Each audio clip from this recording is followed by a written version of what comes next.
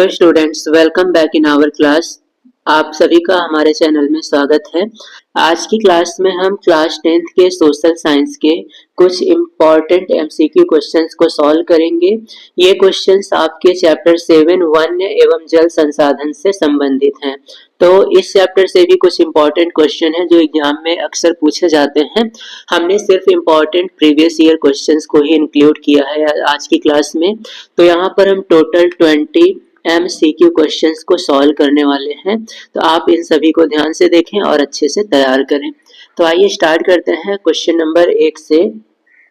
पश्चिम बंगाल का वह tiger reserve जो डोलोमाइट खनिज के खनन के चलते गंभीर संकट में है, कौन सा पार्क है? पश्चिम बंगाल का कौन सा पार्क है जो डोलोमाइट के खनन के कारण इस समय संकटग्रस्त हो चुका है? सुंदरवन, बक्सा, बांधवगढ़, मानस।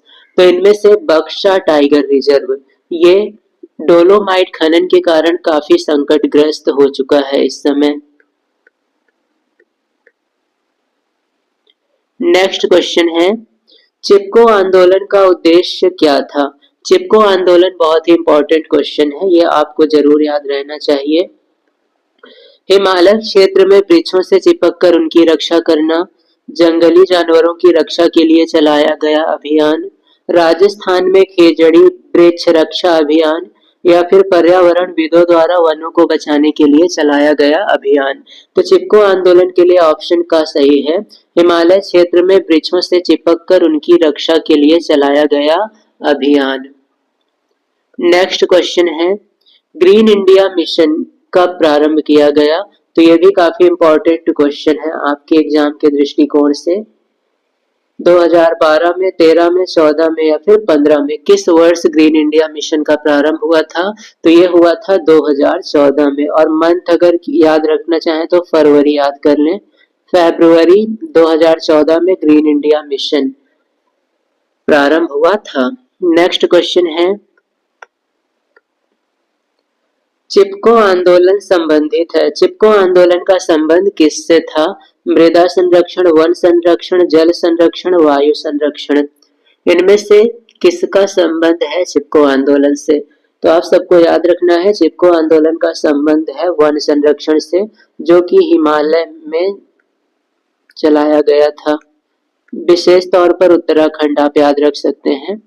नेक्स्ट क्वेश्चन है, निम्न में से कौन सा संरक्षण तरीका समुदायों की सीधी भागीदारी नहीं करता है? इनमें से संरक्षण का कौन सा तरीका समुदायों की सीधी भागीदारी के लिए आवश्यक नहीं है? संयुक्त वन प्रबंधन, बीज बचाओ आंदोलन, चिपको आंदोलन, वन्य जीव पशु विहार का परिसीमन। तो वन्य जीव पशु विहार का परिसीमन ये संरक्षण समुदायों की भागीदारी नहीं करता है और ये तीनों समुदायों की भागीदारी करते हैं। नेक्स्ट क्वेश्चन है, बांधवगढ़ राष्ट्रीय उद्यान कहाँ स्थित है? मध्य प्रदेश, राजस्थान, पश्चिम बंगाल, उत्तराखंड। बांधवगढ़ राष्ट्रीय उद्यान किस राज्य में स्थित है?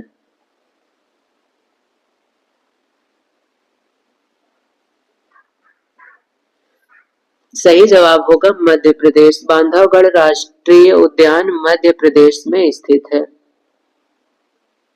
नेक्स्ट क्वेश्चन है, मानव और वन्य जीव किस तंत्र का निर्माण करते हैं?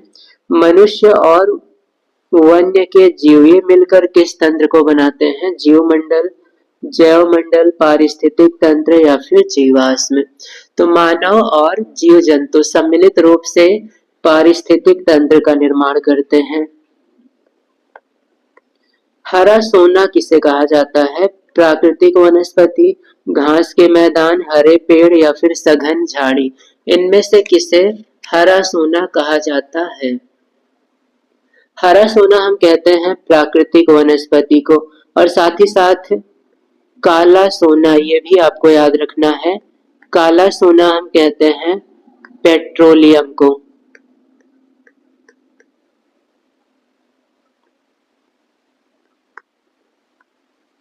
तो ये दोनों पॉइंट आपको याद होने चाहिए। नेक्स्ट क्वेश्चन है, भौगोलिक क्षेत्र का कितना प्रतिशत राष्ट्रीय वन नीति के द्वारा निर्धारित किया गया है, अर्थात किसी भी देश के कितने प्रतिशत भाग पर वन होना अनिवार्य है। तो ये निर्धारित किया गया है 1/3। 1/3 भाग पर वन भूमि होना चाहिए। अब 1/3 लगभग 33% होगा, तो लगभग 33% भाग पर वन भूमि का होना अनिवार्य है।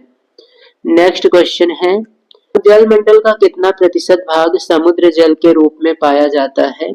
95%, 96%, 97.5%, 98%।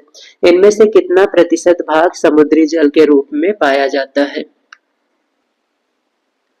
सही जवाब होगा 97.8%। इतना भाग जल का समुद्र में है, ये समुद्री जल के रूप में है, और शेष पानी ही पीने योग्य होता है। तो शेष 2.5% यही पानी पीने योग्य है, और इसी से हम लोग अपना सभी कार्य करते हैं। नेक्स्ट क्वेश्चन है, सलाल बांध किस नदी पर बना है? महानदी, चिनाब, सतलज, कृष्णा।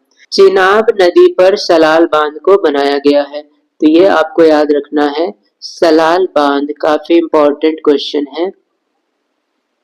नेक्स्ट क्वेश्चन की ओर हम बढ़ते हैं। नेक्स्ट क्वेश्चन है, हौज खास जलीय निकाय कहाँ पर स्थित है? तो ये मुगल साम्राज्य में बनाया गया था हौज खास, और ये किस राज्य में है? उड़ीसा, राजस्थान, कर्नाटक, दिल्ली।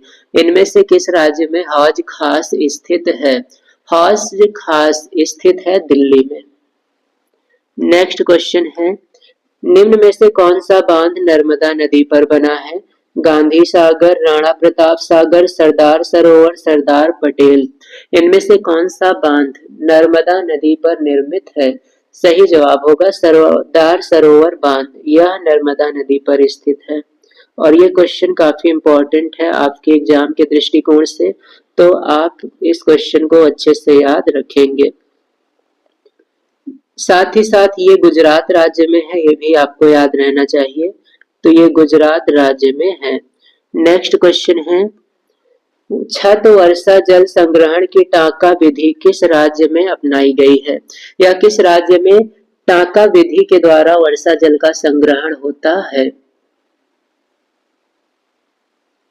मेघालय, कर्नाटक, तमिलनाडु, राजस्थान। इनमें से किस राज्य में टाँका विधि के द्वारा जल का संग्रहण होता है? तो सही जवाब है राजस्थान। राजस्थान में छत पर टाँका विधि के द्वारा जल को संग्रहित करते हैं। नेक्स्ट क्वेश्चन है, भारत को विश्व की कुल वर्षा का कितना प्रतिशत भाग प्राप्त होता है? विश्व की कुल वर्षा का कितना प्रतिशत भाग भारत को प्राप्त होता है? 4, 9, 7, 10। विश्व की कुल वर्षा का लगभग 4% भाग भारत में होता है, तो ये क्वेश्चन भी आपको याद रखना है। नेक्स्ट क्वेश्चन है, पृथ्वी के धरातल का कितना भाग जलावृत है, अर्थात जल से ढका हुआ है? आधा, 3/4, 1/4, 2/3। पृथ्वी के धरातल का कितना भाग जल से ढका हुआ है? तो लगभग 3/4। 3/4 भाग जल से ढका हुआ है। नेक्स्ट क्वेश्चन है, देश के कुल विद्युत उत्पादन में जल विद्युत का योगदान कितने प्रतिशत है? देश के कुल विद्युत का कितना भाग जल से आता है? 18, 20, 22, 25। लगभग 22%। लगभग 22% भाग विद्युत का जल विद्युत से आता है, तो जल विद्युत का योगदान लगभग 22% है। नेक्स्ट क्वेश्चन है, बांस ड्रिप सिंचाई प्रणाली भारत के किस राज्य में प्रचलित है? किस राज्य में बांस के द्वारा ड्रिप सिंचाई की जाती है? मेघालय, मिजोरम, त्रिपुरा, केरल। ड्रिप सिंचाई का सबसे ज्यादा प्रचलन मेघालय राज्य में है, वहां पर बांस के द्वारा ड्रिप सिंचाई की जाती है, तो सही जवाब है ऑप्शन का मेघालय। नेक्स्ट क्वेश्चन है, देश के किन 2 राज्यों में जल की कमी रहती है? ऐसे कौन से 2 राज्य हैं देश के जिसमें जल की भारी कमी होती है? उड़ीसा और छत्तीसगढ़, बंगाल और झारखंड, राजस्थान और गुजरात, बिहार और सिक्किम। तो इनमें से राजस्थान और गुजरात ये दो ऐसे राज्य हैं जहां पर जल की भारी कमी होती है।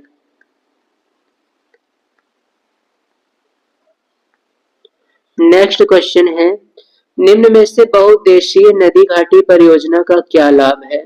बहुउद्देशीय नदी घाटी परियोजना का लाभ, नहरें निकालकर भूमि की सिंचाई करना, जल विद्युत का उत्पादन करना, बाढ़ पर नियंत्रण करना। तो ये सभी नदी घाटी परियोजना के लाभ हैं। तो सही जवाब है उपर्युक्त सभी।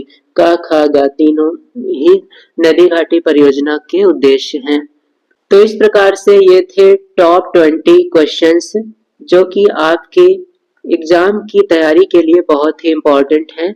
तो आप इन सभी क्वेश्चंस को अच्छे से तैयार कर लें और साथ ही साथ अब हम प्रीवियस ईयर सेट्स को भी स्टार्ट करने वाले हैं। जल्द ही हम 2022, 23, 24 इन सभी ईयर्स के बोर्ड पेपर्स को सॉल्व कराएंगे। 7 के 7 सेट, हर साल के 7 सेट, अर्थात 3 साल में हर सब्जेक्ट के 21 सेट हम सॉल्व करने वाले हैं। तो आप उन सभी सेट को जरूर देखें और अच्छे से तैयार करें। और अगर अभी तक आपने हमारे चैनल को सब्सक्राइब नहीं किया है तो सब्सक्राइब कर लें ताकि हमारी डेली आने वाली क्लासेज आप तक पहुंचती रहे।